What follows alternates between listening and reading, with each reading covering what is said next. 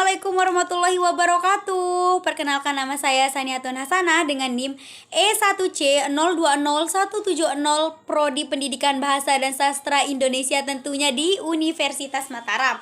Nah, pada kesempatan kali ini saya akan mengajak teman-teman semua untuk membahas terkait dengan materi saya di mata kuliah Bahasa Indonesia, yaitu paragraf.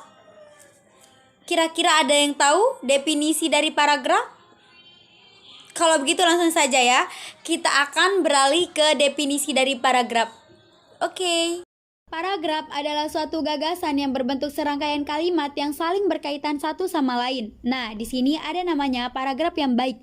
Adapun unsur-unsur dari paragraf yang baik, yaitu pertama itu ada namanya kesatuan paragraf, ada namanya kepaduan paragraf, kemudian yang ketiga ada namanya kelengkapan dan ketuntasan, serta yang keempat ada namanya keruntutan, dan yang kelima ada namanya konsistensi.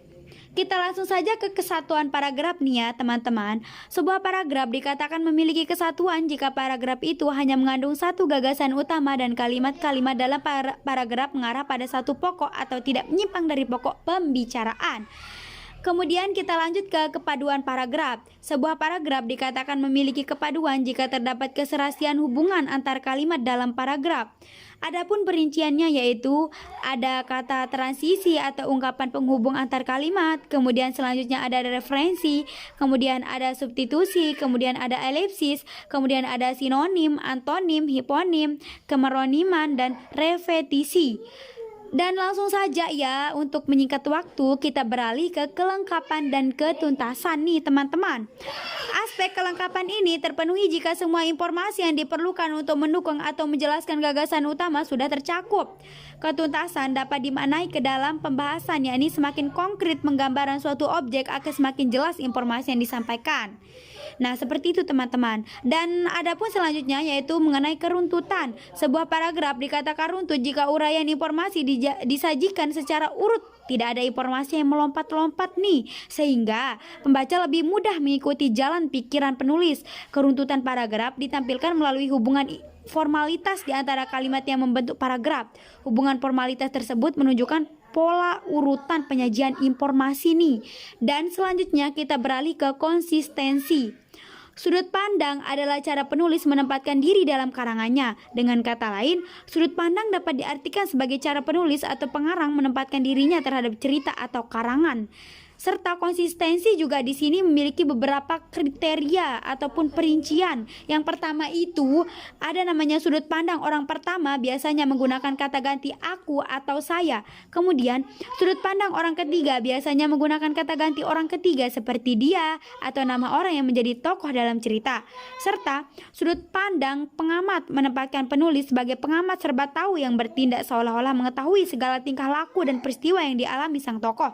Kemudian yang terakhir, sudut pandang campuran merupakan kombinasi antara sudut pandang orang pertama dan pengamat. Dengan sudut pandang ini, penulis mula-mula menggunakan sudut pandang orang pertama, kemudian bertindak sebagai pengamat yang serba tahu dan bagian kembali lagi ke sudut pandang orang pertama.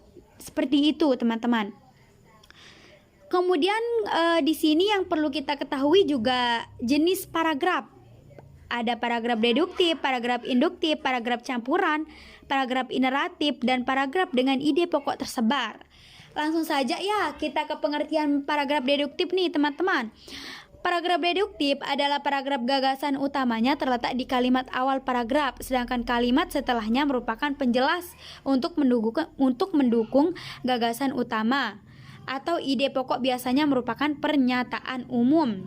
Namanya paragraf induktif. Paragraf induktif adalah paragraf yang kalimat utamanya terletak di akhir paragraf. Jenis paragraf induktif diawali dengan kalimat-kalimat penjelas berupa fakta, contoh, rincian, atau bukti yang kemudian disimpulkan pada kalimat akhir paragraf. Adapun ciri-ciri jenis paragraf induktif adalah sebagai berikut. Diawali dengan penjelasan khusus, kemudian digeneralisasikan atau disimpulkan berdasarkan penjelasan, serta di sini ada kalimat utama terletak di akhir paragraf serta polanya khusus ke umum. Adapun contoh singkat dari paragraf induktif yaitu saat ujian semester sudah selesai, nilai semua murid dievaluasi. Ternyata ada sebagian nilai siswa yang nilainya melebihi standar kelulusan, yakni sebanyak 13 siswa. Sedangkan 9 siswa mendapatkan nilai standar kelulusan dan tidak ada siswa yang mendapat nilai di bawah rata-rata.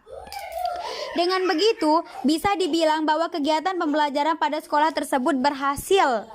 Kemudian yang ketiga yaitu ada namanya paragraf campuran, yaitu yang dimana kalimat utamanya itu terletak di awal dan di akhir. Kemudian ada namanya paragraf ineratif, yaitu kalimat utamanya yaitu kalimat yang memiliki poin di tengah paragraf.